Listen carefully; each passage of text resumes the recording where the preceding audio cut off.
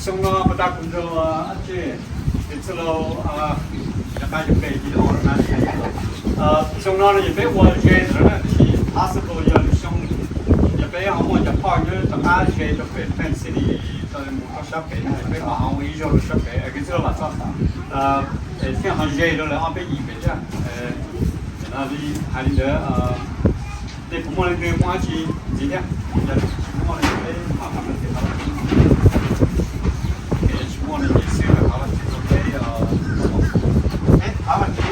con trộm cáiสีตะบอยตีจุ่มมาแล้วจีหาเราละเป็นตะบอยจุ่มหาแล้วคนจุ่มแล้วจีละหา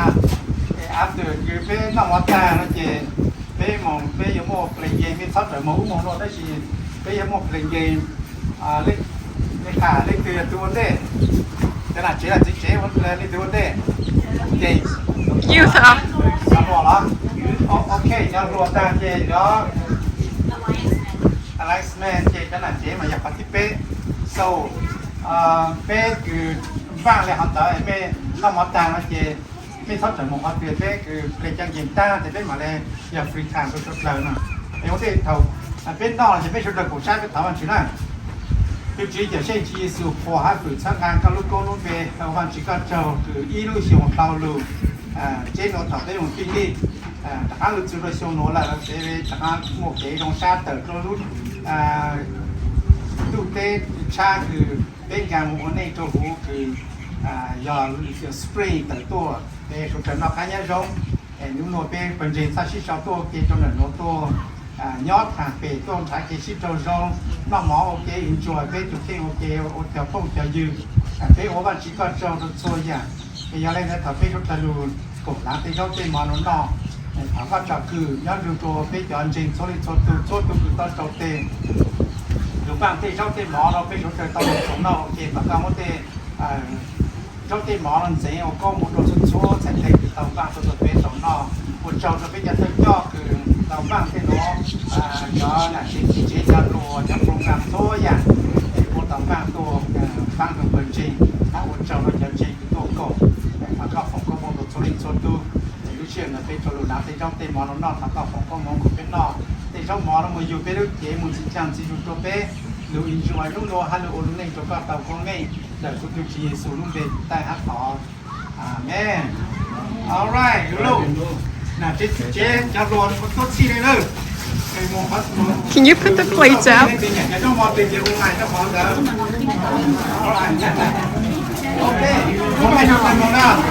ไม่ได้อยู่ไม่ยาวไม่มาอยู่โมชิเจThe plates? The plates? The plates? Yeah. No. What happened to it?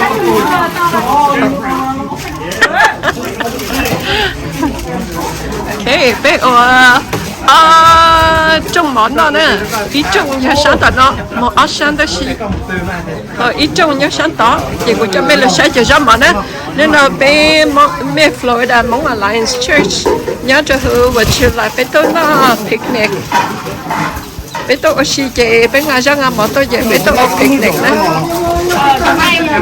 nhớ cho hư Sebring, lúc park nó nhớ cho hư Sebring á, nhớ cái này nuclear. No, they're not the same. They're all different. Chị sợ là ngài giống ngài mọt tôi chị giờ giống mọt nó sợ. Lúc trong nó nếu muốn nhiều giống mọt sợ, hoặc lúc trong đó nếu muốn nhiều giống mọt sợ nè. Chị lúc trong nó chị clean salad, bột, chị hot sauce. Là nó khá không chị cho nó dễ tăng vô chị cho nó dễ sandwich ô sao tao nó không ăn đâu nha chị cũng cho mẹ mà sao tao nó sao tao nó để chị gió mỏ chị mỏ mỏng lột thứ đó xí cho nó cắt cái là wow tổng chỉ shrimp kia đó xí sao tao nó mà hắn cái này đó chỉ tao phải có đó xí chỉ ngã khá đó xí fried chicken chỉ sao tao nói papaya and bây giờ dessert too nó bằng ha pie ha orange ha orange is the only fruit that we have today. But the orange is the only fruit that we have today. It's okay. Oh, shut up. No, she wants to kneel it. Wow. She wants to kneel it.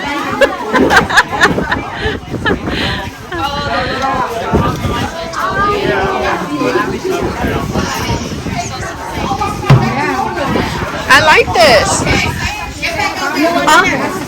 Shannon, no, but such a nice on there. 어쩌고 좀 어쩌려나 mà chỉ ở lại đến đấy đấy thì nó nói giờ bây giờ chỉ cho bây tôi nó cho nó mà ok bây tôi ở pick này nhớ cho hồ Sebring cho mấy bữa sáng see it's beautiful we're in Sebring today we're having a church annual picnic this is a once a year gathering. And this year, we are in Sebring location in Florida. And as you can see, it's beautiful. I like this park. This park has bathroom for you to use. It has water. It has electricity.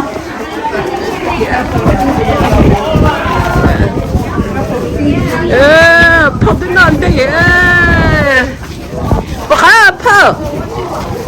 Is it good? Wow, ăn cửa. Oh, chị lấy phở cổ ha. Chị lấy shrimp đó chị ha. Oh, enjoy á.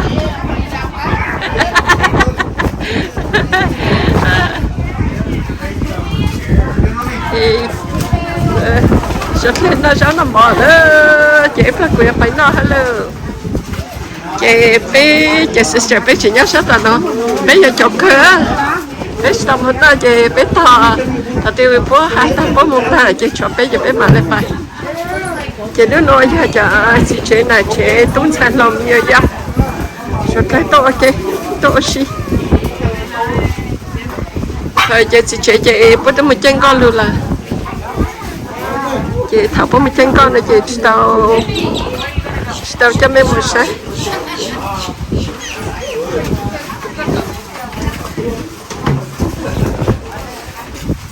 mà nó nữa giống bọn nên đâu nữa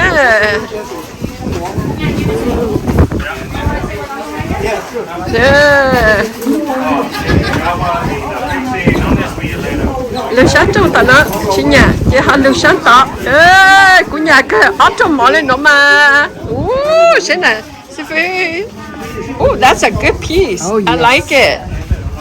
mà bên trái hết cũng phải lấy ít thành cho bó cá cho bố khá mà khán chờ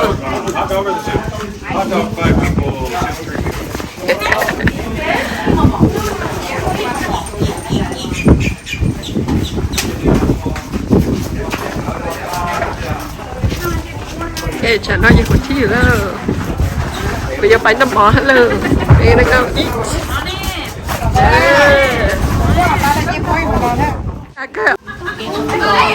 chả nói nó mọt ta giờ cho mấy lời sao bé chỉ chơi ít món rồi chứ chỉ đọc có lên để là nó chỉ chơi cho bom lò ha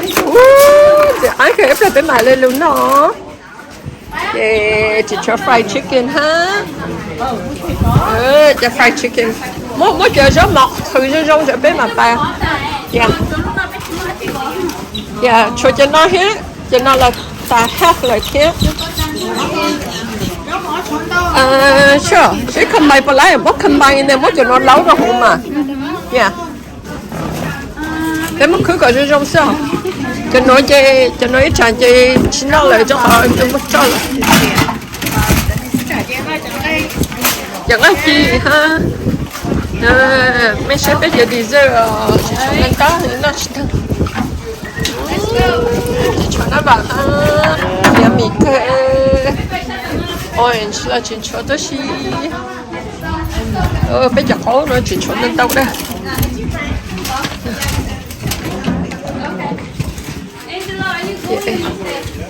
chỉ cho orange ha mấy sếp nhập hay đó Uncle, the apple pie is uncle like sweet like cho coconut jelly nữa ha cho nó mấy chản đâu ai nó nữa chị cho ô đó xí mấy xí chỉ chuối cho mỏng lầu nữa ha để cho mỏng nó mặn đâu tất thở mấy xí trong tận ở xí lý tổ là chuyện chúa nó khá hơn là chuyện chúa this bố mình để chi phơi cho lan rồi cho ấu nữa đó xí ha nên tôi chi phải ta cũng cho ít họ đâu không cho nó khá nó là chỉ cho đâu cơ bên nó sport tăng lên này cho nó salad nó salad sandwich chỉ cho sandwich đó xí cho mò biết cho mò I'm so proud of us biết nó món đâu đây biết nó món chỉ chơi sao nó ít con yeah ít con sao của nó ăn đâu đấy của nó ít con mò sao yeah chị biết nó mò tăng cho nó mất khứ đâu mất khứ đâu bé à bé một tao kiểu xí nó biết một tao kia không biết chút mang một cái cặp lắm đi có cá suy kia yeah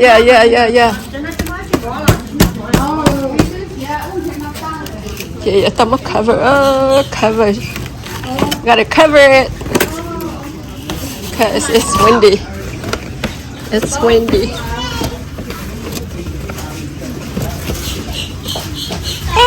it takes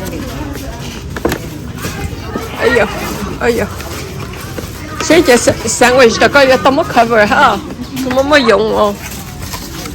dùng chị tao mất cover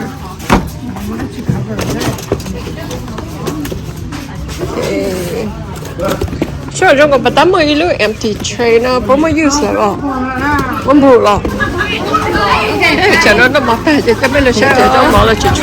cho for dinner đó nên là chỉ cho nó lên xe nó chỉ cho nó cái nó chỉ cho cái mà lên luôn nó cho nó lo chỉ cho fried chicken ha giờ cho thấy khi how many just to come the fried chicken this back what goes on and then we can use this tray yeah and then cover the food yeah cho nó hết để cho nó là ta rồi thế sure sẽ không bay vào lại bốc không bay nên bốc cho nó lâu rồi không mà yeah chị sẽ hồi cho lo chị bốc chị nếu mà cứ gọi cho trong sao cho nó ít chán chị xin nó lại cho họ em bốc cho chị sẽ hồi cho lo chị bốc chị